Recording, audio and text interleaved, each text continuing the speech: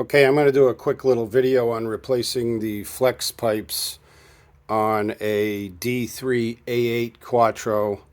They are 2 3/8 stainless, and I cut the original flex pipes out right at the welds.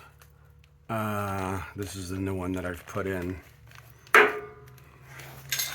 This is an old one that's still there. Excuse me. I used the Sawzall to basically cut right behind the welds on both sides. And this flex pipe is fitting in excellent.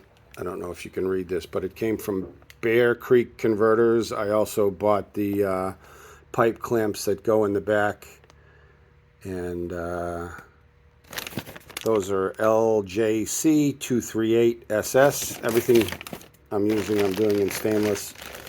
This is the flex pipe, 23808D, size 60 millimeter by 200 millimeter. 2 3/8 is 60 millimeter.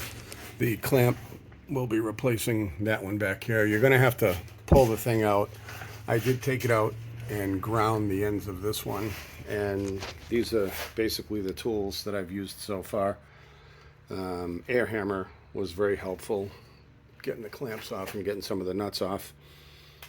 Basically used the Sawzall to cut out the old flex pipe.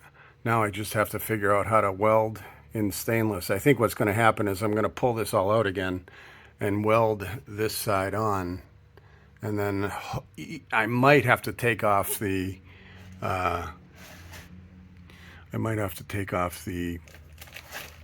front pipe to get it welded all the way around. I'm not sure, and I'm hoping it comes off easy and doesn't break studs, because that's always a nightmare. I don't know if I have enough room to weld around that, although maybe I do up front.